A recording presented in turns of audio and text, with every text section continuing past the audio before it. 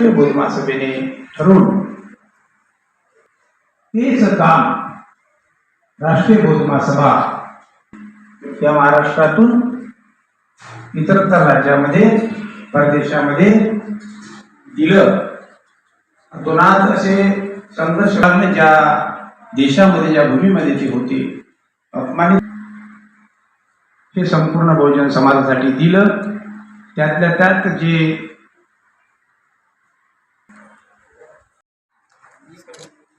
दूसरा है वंदना ताई, आ जाइए आप करवे साहब को निकालो। आदिवासी समाज से ताल्लुक रखने के बाद और सर्विस में उसके बाद भी राष्ट्रीय बौद्ध महासभा का हो चाहे पुणे का प्रोग्राम हो और आज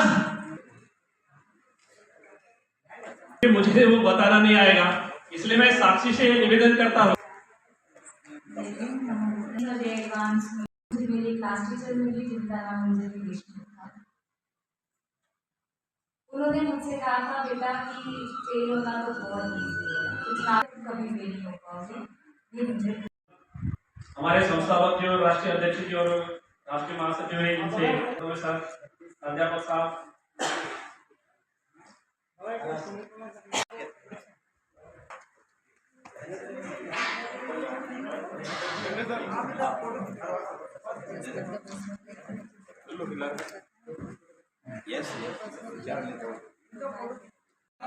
पनवेल, शिवदास निकलवे नागपुर, इंजीनियर नरेंद्र मिश्रा जागरण नॉन पॉलिटिकल रूप में लोगों को जगाने का कार्य कर रहे हैं ताकि उसमें वैचारिक रूप से उनमें परिवर्तन आए और एक संघर्ष की जो क्षमता उनमें समाज में भी डेवलप हो।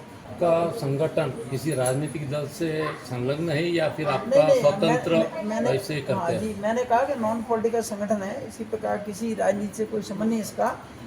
कोई नई नीति या अभिमान यहाँ से शुरू कर रहे हैं? नई नीति हमारा ये है कि लोग जो हमारा अभी जैसे अधिवेशन हो रहा है हमारा प्रदेश का, इसके बाद माननीय संस्थापक जी का है कि हमारा जो हमारा मई माह है उसमें हम लोग गांव में जाएंगे, वार्डों में जाएंगे सब लोग, और पूरे देश में गांव में वार्ड में नीचे तक जो है गांव तक जगाने कार्य करेंगे, संगठन का विस्तार करने का कार्य करेंगे। आपका नाम? मैं BS बौद्ध, राष्ट्रीय अध्यक्ष राष्ट्रीय बौद्ध। हम लोग बाबा साहब डॉक्टर अम्बेडकर का जो संकल्प था प्रबुद्ध भारत बौद्ध में भारत, तो उसको साकार करने के लिए हम लोग ग्राम पंचायत लेवल तक 5-5 धर्म के प्रचारक तैयार करने के लिए इस किस्म के कार्यक्रम कर रहे हैं। सर, आप राष्ट्रीय बौद्ध महासभा द्वारा जो बिहार के अंदर बौद्ध मंदिर है उसके ऊपर आपका क्या स्टैंड है? उस पर हमारा बहुत पहले से उनको समर्थन है। आज उसका 417वां दिन है।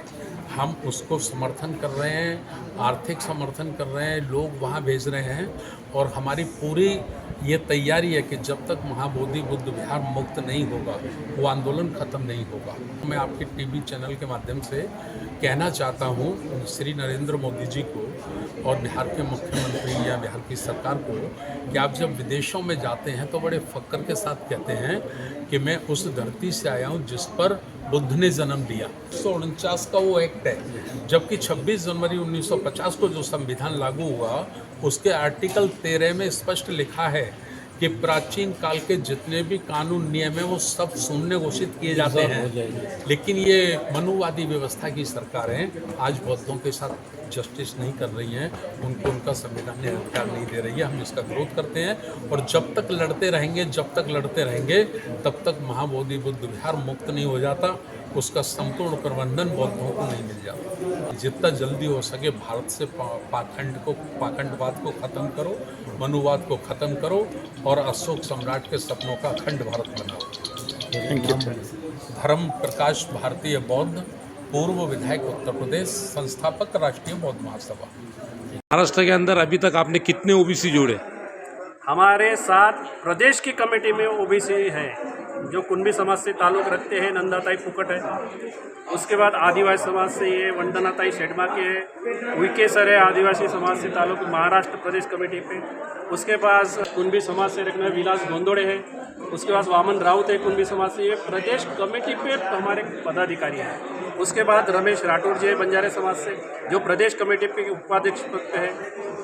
ऐसे बहुत सारे हम लोग संगठन बना रहे हैं क्योंकि हमारे बायोलॉजी में ही लिखा है SC ST OBC के सिवा हमारा संगठन पूरा नहीं होगा और नहीं होता, इसलिए हम प्रदेश कमेटी हो चाहे जिला कमेटी हो चाहे तहसील कमेटी हो, हमारी कमेटी में SC ST OBC तीनों इस देश के ओरिजिनल बुद्धिस्ट लोग आदिवासी और OBC ही थे। बाबा साहब ने 14 अक्टूबर 1956 को नागपुर में दीक्षा दी, इसलिए क्योंकि नागपुर ये नाग राजाओं की राजधानी थी जो आदिवासी समाज से ताल्लुक रखते थे। प्रसार प्रसार करने का काम किया वो आदिवासी लोग थे।